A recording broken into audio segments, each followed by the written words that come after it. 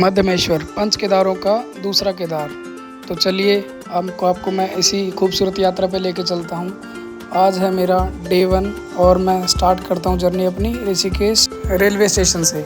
तो गाइज़ अपने near by station से कहीं से भी अपने घर से ऋषिकेश आ जाइए। सबसे पहले ऐसे नज़ारे आपको ऋषिकेश पहुँचने से पहले देखने को मिलेंगे। जैसे ही आप ऋषिकेश पहुँचें तुरंत उतरते ही अपने स्टेशन से बाहर निकलिए। चलिए शुरू करते हैं मध्यमेश्वर की जर्नी मेरे साथ द ट्रैवलिंग स्कॉलर। अभी मैं हूँ ऋषिकेश रेलवे स्टेशन पे, योग नगरी ऋषिकेश में। आप कहीं भी हो अपने नियर बाय स्टेशन से सबसे पहले ऋषिकेश आ जाइए। ऋषिकेश नहीं सर, ऋषिकेश आ जाइए। ऋषिकेश आने के बाद आप यहाँ से 2 रास्ते हैं जाने के। आप वाया बस भी जा सकते हैं और अपनी बाइक भी हायर कर सकते हैं। फ़िलहाल अभी मैं जा रहा हूँ अपनी बाइक हायर करने, तो मैं आपको पूरी अपडेट दूँगा।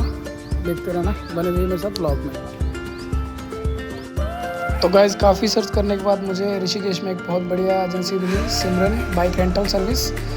मैं इनके पास गया और मैंने कुछ अपनी डॉक्यूमेंटेशन करने के बाद यहाँ से मेट्योर हायर की, जिसका प्राइस मैं आपको मेंशन कर दूँगा और लोकेशन भी मेंशन कर दूँगा कि मैंने कहाँ से बाइक रेंट करी है।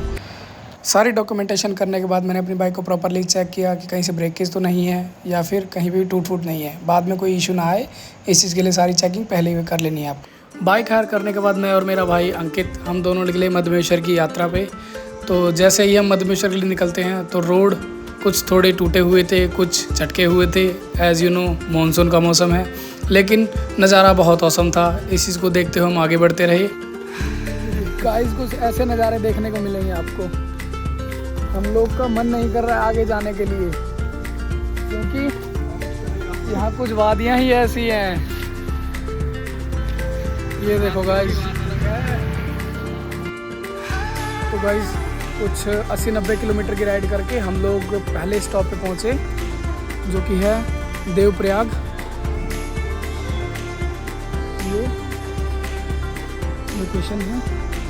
यहाँ से एक तरफ से आ रही हैं भागीरथी जी, एक तरफ से आ रही हैं अलकनंदा जी, और यहाँ मिलके इनका संगम हुआ तो ये बनी गंगा जी। अब यहाँ से हम लोग अपना ट्रिप आगे कंटिन्यू करेंगे। ट्रिप कंटिन्यू हम लोग शाम तक 8 बजे तक हमें पहुँचना है रंसी पहुँचने के बाद हम लेते हैं रूम। तो मैं आपको शेयर करूँगा कहाँ रूम लूँगा, कैसे रुकूँगा, आपको सब कुछ शेयर करता रहूँगा। मिलते हैं गाइस। तो देवप्रयाग संगम पे कुछ समय बिताने के बाद हमने अपनी जर्नी फिर कंटिन्यू की, और ये घुमावदार मोड़ों पे बाइक चलाने का मज़ा ही कुछ और आ रहा था। हम लोग ये सब इग्नोर करके आगे बढ़ते रहे।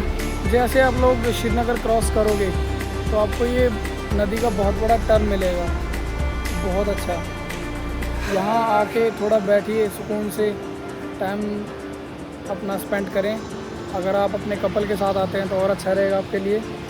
लेकिन अभी फ़िलहाल करंटली गंगा का फ्लो बहुत तेज़ है, देख सकते हैं, और सामने ये पहाड़ हैं। अभी यहाँ से मध्यमेश्वर का डिस्टेंस रह जाता है 100 किलोमीटर, नेक्स्ट 100 किलोमीटर स्टॉप।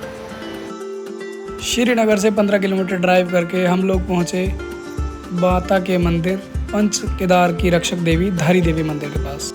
धारी माता को नमन कर हमने फिर अपनी बाइक स्टार्ट की, क्योंकि हमें शाम तक रंसी पहुंचना था। अगर हम वहाँ लेट होते तो हमें स्टे नहीं मिलता, इसलिए हमने बाइक अपनी स्टार्ट कर अपना ट्रिप कंटिन्यू किया। ये है guys Tilwara village in Rudraprayag district. ये बहुत अच्छी लोकेशन है, बहुत ही बढ़िया लोकेशन। आप जब धारी देवी मंदिर क्रॉस करोगे तब आपको ये गाँव मिलेगा। ये गांव लास्ट टाइम जब मैं तुंगनाथ जा रहा था तब मैंने एक्सप्लोर किया था, और मैंने सोचा था कि नेक्स्ट ट्रिप में इसको ज़रूर थोड़ा बैठ के जाऊंगा यहाँ पे। आप देखिए ग्रीनरी, साथ में पानी का फ्लो, और ये लोकेशंस।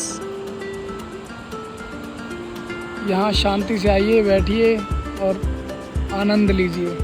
जैसा कि हमने सोचा था, भोलेनाथ ने हम पे कृपा करी और धूप निकल गई है।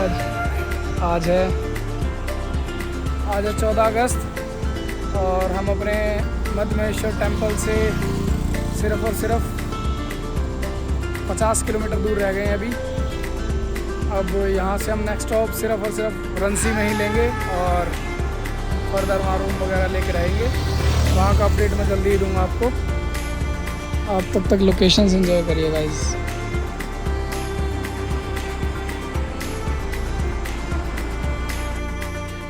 अब हमने सोच लिया था कि हमें कहीं रुकना नहीं है, लेकिन रास्ते में पड़ते हुए झरने हमारा मन मोह ले रहे थे बार बार।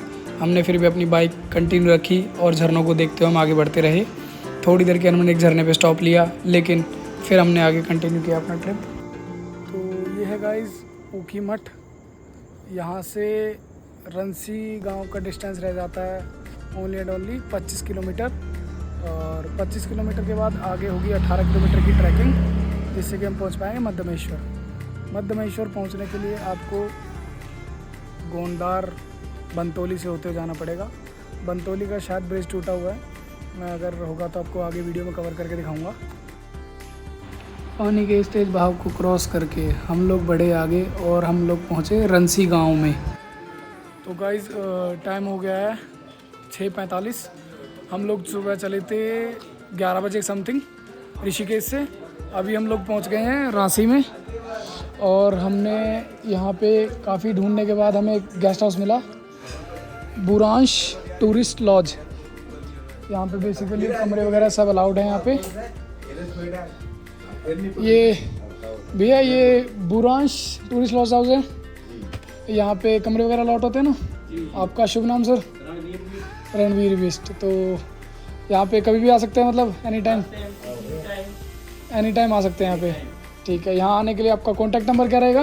बोर्ड में लिखा है। ओके, तो गाइज़ ये है बुरांश टूरिस्ट लॉज।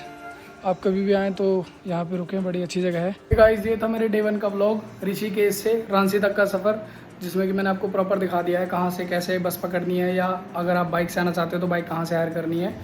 आगे पूरा व्लॉग कंटिन्यू करेंगे हम लोग पार्ट 2 में। Like share and subscribe the travelling scholar. Her her Mahadev.